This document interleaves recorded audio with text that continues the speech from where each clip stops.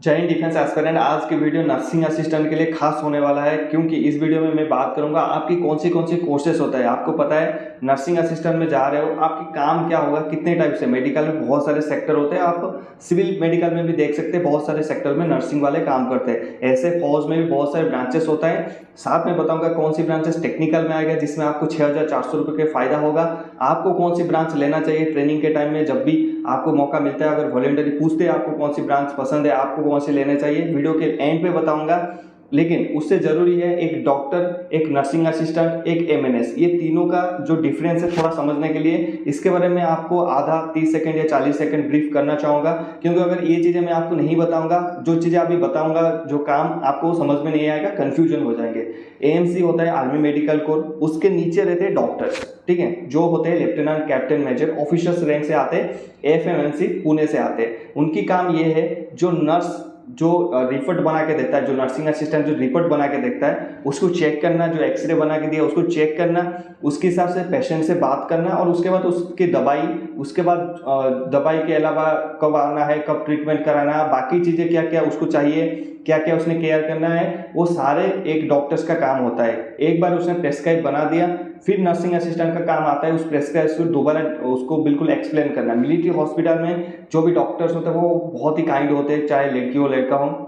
Nursing assistant होता है, उनकी भी बिहेवियर काफ़ी अच्छा रहता है। साथ में एमएनएस की काम क्या रहता है, आप सोचते होंगे नर्सिंग में काम करते हैं, ऐसे नर्सिंग में काम नहीं करते। मैंने काफ़ी वीडियोस में आपको बताया है कि due to lack of doctors ये डॉक्टर की रोल प्ले करते हैं। ये भी लेफ्टिनेंट से आते हैं, इनकी नाम से मिलिट्री नर्सिंग सर्विस है। बाकी जो नर्सिंग असिस्टेंट का जितना भी काम है, army nursing assistant, those person who are entering on the level of 10+2 examination with biology, उन लोग प्ले करता है इसका रोल नर्सिंग असिस्टेंट का। आई होप आपको समझ में आ गया होगा लेवल क्या क्या है और काम क्या क्या है। अभी आपको बताता हूँ कि इनका काम कौन कौन सी ब्रांच रहेगा। पहले इसके लिए मैं थोड़ा मोबाइल का हेल्प चाहता हूँ आपकी परमिशन से।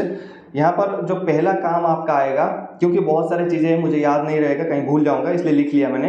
पहले आपके जब एमएच मिलिट्री हॉस्पिटल से एंटरिंग करते हैं, यहाँ से शुरू होता है जो काम रिसेप्शनलिस्ट, जो रिसेप्शनलिस्ट में होगा वहाँ पर एक एनए का डॉक्टर बैठा होगा, सॉरी एनए नर्सिंग असिस्टेंट बैठा होगा, साथ में उसके सिविलियंस भी बैठे होंगे। कहीं कहीं मिलिट्री हॉस्पिटल में सिविलियंस भी हायर करते हैं, क्योंकि रिसेप्शनलिस्ट जो होते हैं वो नर्सिंग असिस्टेंट का कोई काम नहीं है। लेकिन फौज में बहुत ही चीज़ें का कायदे कानून होता है, बहुत चीज़ें लोगों को पता नहीं रहता है, इसलिए उनको असिस्ट करने के लिए एक नर्सिंग असिस्टेंट वहाँ पर बैठा रहता है। लेकिन उसका कोई भी सिखलाई नहीं होता है रिसेप्शनलिस्ट। वो जाने के बाद, आप ट्रेनिंग करने के बाद आपको कोई भी ट्रेड मिला हो वहाँ पर, लेकिन एक मतलब जैसे आप स्पेयर में हो रहे हो, मान लीजिए 6 नर्सिंग असिस्टेंट इस मिलिट्री हॉस्पिटल में जरूरत है, लेकिन यहाँ पर 10 है, तो एक को वहाँ पर बैठा दिया, चल बैठे रहो आप, ठीक है। एक तो ये काम हो गया आपका, लेकिन इसका कोई ट्रेनिंग नहीं होता है। सेकंड में आता है मेडिसिन डॉक्टर। यहाँ पर रहता है जनरल चेकअप करता है। मतलब ये क्या जनरल चेकअप करता है, जो बॉडी में कोई भी डिजीज हो, कोई आया जनरल चेकअप करने के लिए, आपके एनुअल मेडिकल चेकअप होता है, ठीक है। हर एक सोल्जर्स की एनुअल मेडिकल चेक होता है, अलग अलग रैंक का अलग अलग डेज में होता है, वो करता है नर्सिंग असिस्टेंट। फिर उसकी रिपोर्ट बनाता है और डॉक्टर के पास लेके जाता है। तो उसकी काम है आपका मेडिसिन, उसको डॉक्टर मेडिसिन नर्सिंग असिस्टेंट उसको बोलते हैं, जिनमें इनका काम होता है। इसका भी कोई कोर्स नहीं होता, ये सीखते हैं जाके आगे जाके यूनिट्स में। मिलिट्री हॉस्पिटल जब पोस्टिंग जाएंगे, ये जब आपके जो क्लास 3 में आप जब जाओगे, ये सब सिखाया जाएगा कि कैसे होता है एनुअल मेडिकल, उसमें यूरिन टेस्ट कैसे होता है, ब्लड टेस्ट क्या होता है, सारी चीज़ आपको सिखाया जाएगा। इसके बाद आपके काम शुरू होता है, यहाँ पर से आपकी ट्रेड शुरू होता है। पहला आता है जो गायनोकोलॉजिस्ट, जिसमें क्या होता है, जो फीमेल की हेल्थ चेकअप करता है प्रेगनेंसी के टाइम, डिलीवरी, रिप्रोडक्टिव जो डिजीज है लाइक ओरिना कैंसर, साइटिक डिजीज, ये सारी चीज़ें डिजीज होता है। इसका जो टेस्ट करता है वो एक गायनोकोलॉजिस्ट नर्सिंग असिस्टेंट करता है। फिर करने के बाद ये डॉक्टर को रिपोर्ट सबमिट करता है कि इस पेशेंट मतलब फीमेल है, या तो फिर वो किसी सोल्जर्स की या ऑफिसर्स की वाइफ होंगे, या फिर किसी के डिपेंडेंट्स होंगे, माँ होंगे, या कैसे ऐसे करके होंगे। तो उनकी जो भी चेकअप करता है वो गायनोकोलॉजिस्ट है, उनको उसी के बारे में ट्रेनिंग सेंटर में सिखाया जाता है। फर्दर वो जाके वो काम करते हैं। नेक्स्ट आते हैं डर्माटोलॉजिस्ट नर्सिंग असिस्टेंट। यहाँ पर ये क्या होता है, जो स्किन का डॉक्टर होते हैं, ठीक है, जो स्किन वगैरह डॉक्टर होता है उसके एक स्पेशलिस्ट डॉक्टर होते हैं। यहाँ पर ये क्या करते हैं, आपकी जो स्किन का प्रॉब्लम है, आप जैसे जाएंगे मिलिट्री हॉस्पिटल में पहले वो आपको बैठाएंगे, आपके जो पर्ची भरवाएंगे, भरने के बाद ये जो सभी का अलग अलग कैबिन रहता है वहाँ पर ना, जो जो चीज़ें बता रहा हूँ सभी का अलग, एक फास्ट एड का भी अलग कैबिन रहता है। फास्ट एड सभी नर्सिंग असिस्टेंट को कंपलसरी आना चाहिए। First aid, annual medical checkup और रिसेप्शनिस्ट का जो काम है, ये तीनों आपको आना चाहिए। ये आ जाता है करते करते, ऐसे ही आ जाता है, कोई इतने में मतलब वो राम कहानी नहीं है, ठीक है। और उसके बाद ये हो गया स्किन डॉक्टर और स्किन नर्सिंग असिस्टेंट। उसके बाद ऑर्थोपेडिया या बोन की जो नर्सिंग असिस्टेंट होते हैं, पहले जो आप जाएंगे पहले चेक कराएंगे, वहाँ पर एक नर्सिंग असिस्टेंट बैठा होगा आपका, 2-3 बैठे होंगे ऑर्थोपेडिक में। यहाँ पर आप उनसे कांटेक्ट करेंगे, फिर वो जो रिपोर्ट्स बनाएंगे डॉक्टर के पास वही लेके जाएंगे आपको,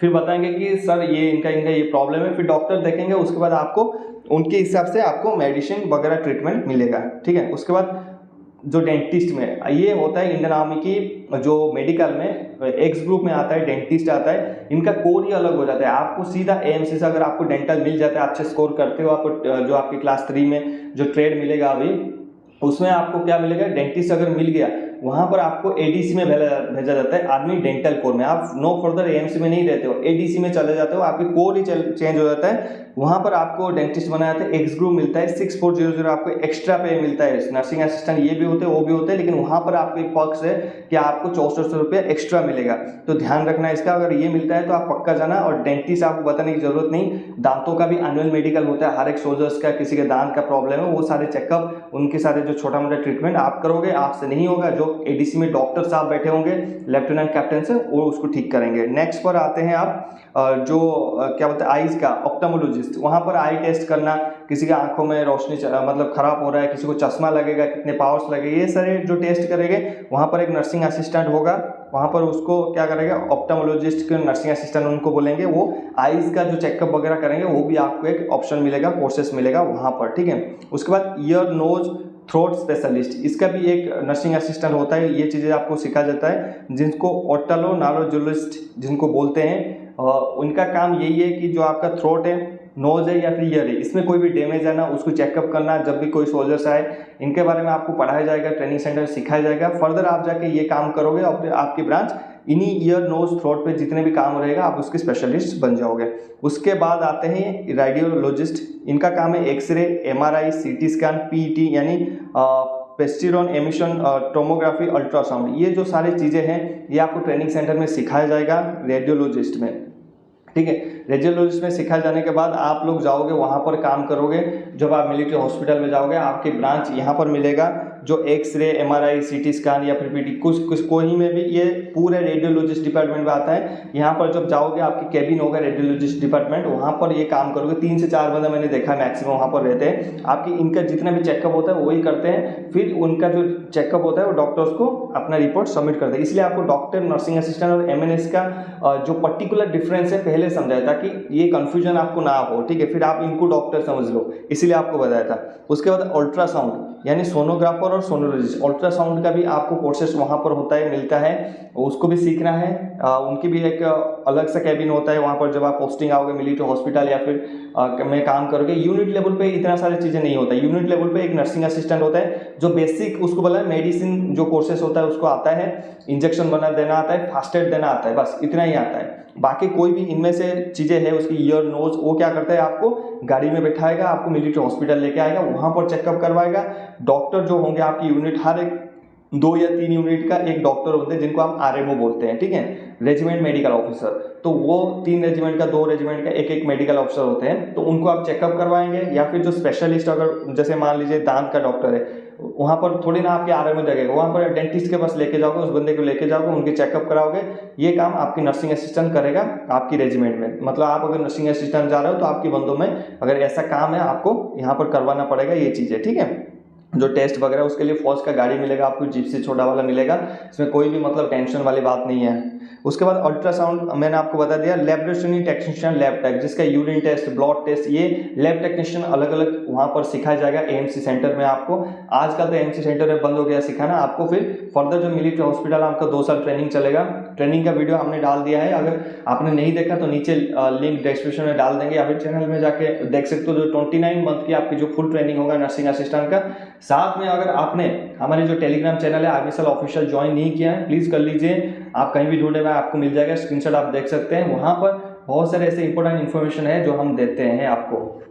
चलिए आगे बढ़ते हैं। और वीडियो को अगर एक लाइक नहीं किया प्लीज़ कर दीजिए। अगर आप पुराना सब्सक्राइबर है, नया है, तो अगर लगता है आपको चैनल यूजफुल है तो आप सब्सक्राइब कर सकते हैं, वरना कोई बात नहीं। चलते हैं आगे। ओटी मतलब ऑपरेशन थिएटर टेक्नीशियन या फिर टेक्नोलॉजिस्ट। यहाँ पर ओटी में भी बहुत सारे नर्सिंग असिस्टेंट काम करते हैं जो डॉक्टर्स की हेल्प करते हैं। फर्दर इनको जो ट्रेनिंग सेंटर में वहाँ पर सिखा देते हैं ओटी के बारे में, काम करना कैसे करना, क्या करना, ये सारे चीज़ आपका नर्सिंग असिस्टेंट वहाँ पर 2 साल आपको सिखाया जाएगा। फर्दर जब आप मिलिट्री हॉस्पिटल में जाओगे वहाँ पर आपको ऑपरेशन थिएटर का काम, टेक्नीशियन एंड टेक्नोलॉजिस्ट का काम सिखा जाएगा। उसके बाद एक और भी है पेडियाट्रिशियन, जो बच्चों का जो नर्सिंग असिस्टेंट होते हैं इनको बच्चों का डॉक्टर बोलते हैं। जो बच्चों के जो नॉर्मल टेस्ट वगैरह होते हैं वो यही देखते हैं, देखने के बाद ये डॉक्टर को रिपोर्ट सबमिट करते हैं हर एक डिजीज का। मान लीजिए ये अल्ट्रासाउंड का हो या फिर लैब टेक्नीशियन का हो, ओटी का हो, आईज डॉक्टर का हो, दांत का हो, डर्मालॉजिस्ट हो, गायनेकोलॉजिस्ट हो, हर एक ब्रांच का हर एक मिलिट्री हॉस्पिटल में, कमांड हॉस्पिटल में हर एक स्पेशलिस्ट होगा। 2-2 3-3 होगा।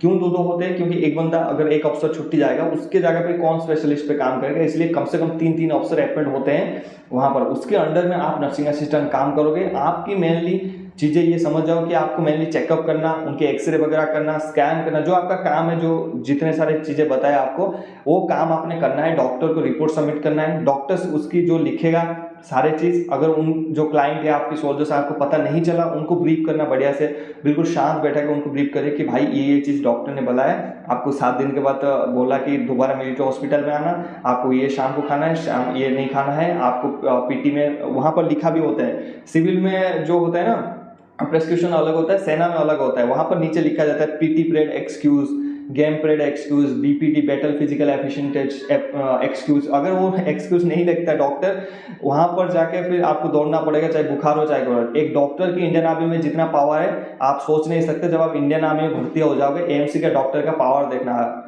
एक लेफ्टिनेंट की और एक कैप्टन की पावर देखना। जब मतलब बड़े बड़े जो मेजर जनरल ब्रिगेडियर भी होते हैं ना, उनकी बात नहीं सुनते वो लेफ्टिनेंट कैप्टन। इतनी पावर होता है एएमसी के डॉक्टर में, ठीक है। जिसने वो लिख दिया पेन में जो चीज़ें, वही चीज़ें बाकी अमल होता है, उसमें काटापीटी नहीं होता, इतनी पावर होता है डॉक्टर्स, ठीक है।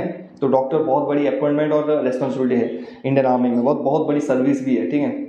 तो ये सारी चीज़ें। अभी आते हैं टॉपिक में कि आपको कौन सा लेना चाहिए। अगर मैं नर्सिंग असिस्टेंट में जा रहा हूँ तो मुझे स्पेशली मैं डेंटल में जाना चाहूँगा, क्योंकि सारे काम तो सभी कर रहे हैं। अगर मैं डेंटल में जाता हूँ, एक तो मुझे दांतों के बारे में सीखने मिलेगा, डेंटिस्ट में बन जाऊँगा। सिविल में आने के बाद मेरे पास स्कोप रहेगा डेंटिस्ट बनने का, और सिविल में डेंटिस्ट का बहुत सारे स्कोप है। साथ में मुझे 6400 का एक्स्ट्रा अलाउंसेस भी मिल रहा है। अगर मेरे साथ वालों को 35 स्टार्टिंग हो रहा है, मेरे वहाँ पर 43 से 44 सैलरी बन जाएगा, जो कि उसके ऊपर डीए वगैरह भी लग जाएगा, तो 10,000 का फर्क पड़ जाता है। तो स्पेशली मैं तो एडीसी कोर में जाना चाहूँगा। बाकी आपके ऊपर डिसाइड है, जो भी काम आपको पसंद है वो चीज़ें में जा सकते हो। लैब टेक्नीशियन भी बहुत अच्छा है, जितने भी बताए सारे अच्छे हैं, आप जा सकते हो। मुझे जो स्पेशली अच्छा लगा मैं उसको बता दिया। बाकी आपको जो अच्छा लगता है नीचे कमेंट करना, आप किस में जाओगे, कैसे नर्सिंग असिस्टेंट बनोगे, नीचे कमेंट करना। वीडियो कैसा लगा बताना, और कुछ चीज़ें समझ में नहीं आया तो कमेंट करना। मिलते हैं नेक्स्ट टॉपिक में।